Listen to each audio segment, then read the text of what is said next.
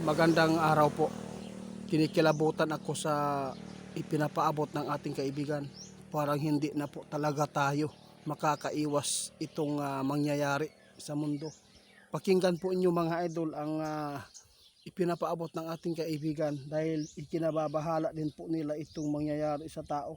Wala po silang magagawa dito mga idol kung ito man po talaga ang mangyayari po dito sa ating mundo. Mga idol, pakinggan po ninyo kung anong impormasyon ito na kinatatakutan ng ating kaibigan. Ilin nyo.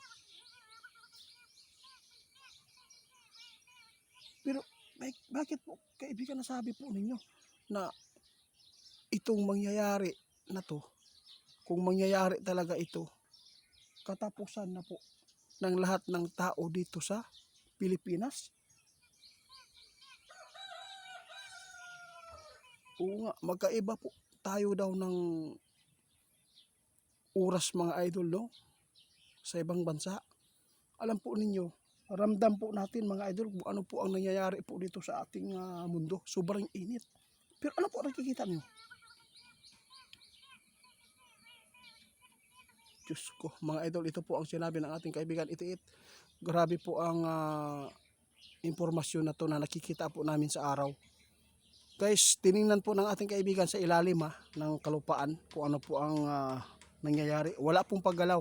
Pero hindi nila inaasahan ng tingnan po nila ang araw dito mga idol. Grabe. Panipis ng panipis. Sobrang nipis na po pala.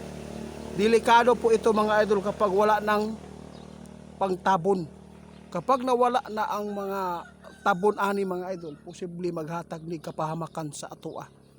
Wala ay makaiwas ani mga idol. Lahat ng bagay dito sa mundo mga idol na makikita po natin tulad po ng mga puno ng kahoy, bahay, pwedeng matutunaw at masusunog sa papamamagitan po daw ng ng araw. Pasensya na kayo mga idol medyo mahaba-haba sa pamamamagitan ng 5 kaana para nabubulol tayo dito sa Tagalog na to. Grabe kaibigan.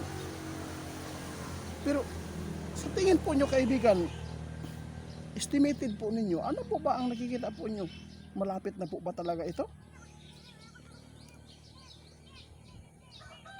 Guys, grabe talaga ang nakita ng ating kaibigan.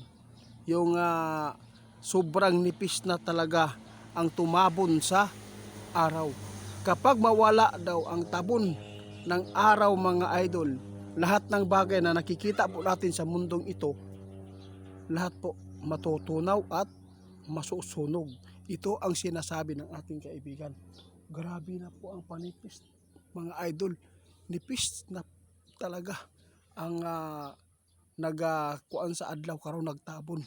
Muni ang pinakadlok mga idol na atay nadunggan no sa Biblia na kining kalibutan tapuson daw, no? Alam po niyo mga idol, itatanong natin kay kaibigan kung ano talaga ang matatapos. Kaibigan, totoo ba na ang mundo ay tatapusin? Ha?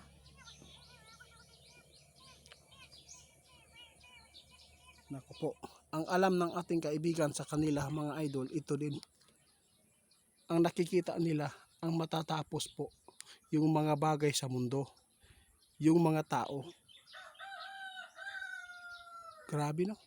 Alam po ng ating kaibigan, hindi ang mundo ang matatapos, kundi ang tao at ang mga bagay po dito sa mundo. Kasi pag tinapos po ito mga idol, lahat tayo, pag natapos tayo dito, kasi may sinabi si kaibigan na ito ang mundong na to, itong mundo na to ay babaguhin.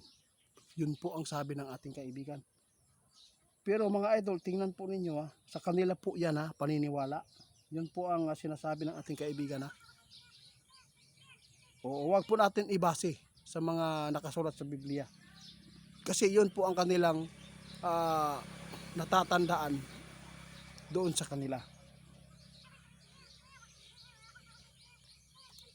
Kahadlok Grabe mga idol, nakakatakot po itong impormasyon ng ating kaibigan.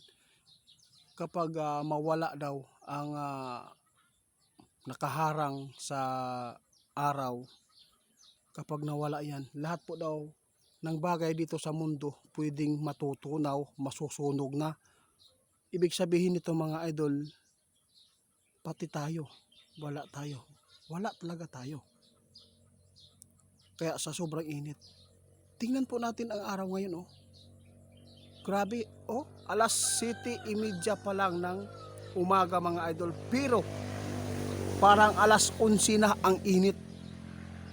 Ang dating ng init mga idol. Kaya ito ngayon ang nakita ng ating kaibigan na sign mga idol, na talagang ito po ang ikinababahala nila para sa atin, sa kalagayan po natin dito sa mundo. Dahil nakita nila ang araw pasira na mga idol, sobrang nipis na at lumalapit na po ito sa earth. Iyon po ang sabi ng ating kaibigan. Kaya sa lahat ng makapanood, wala kaming pinunteriya dito na takutin kayo. Kung ano man po ang mga bagay na nakikita ng ating kaibigan na ipapaabot sa mundo dito sa atin, kung ito man po ay kapahamakan sa tao at ito po ay ipapaabot ng ating mga kaibigan. Kaya ako po ay instrumento ng ating kaibigan. Guys, walang ibang makapangyarihan ang Diyos. Mga idol, pasensya na po kayo mga idol. Kaibigan, salamat. Sige, sige. Sige, salamat. Guys, wala na si kaibigan, umalis na. Guys, paki-report ni Ghost Hunter 88 Fans 2.0 sa Facebook at TikTok. Scammer po yan. Mag-ingat kayo sa kanya dahil po ang mukha ko at ang mga video natin ginamit niya para lang makapang-scam sa inyo. No?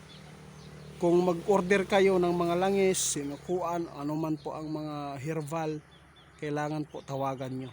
Kapag hindi sumasagot, hindi nagpapakita sa camera, ibig sabihin talagang scammer po talaga yan. Kaya mga idol, tandaan po natin ang mga babala ng ating kaibigan, magbago na tayo. Pabayaan natin yung mga tao ngayon na nag-aaway dahil sa flood control. No? Kasi mga material na bagay po ang inuna nila. Kasi masusunog naman yan. Yun po.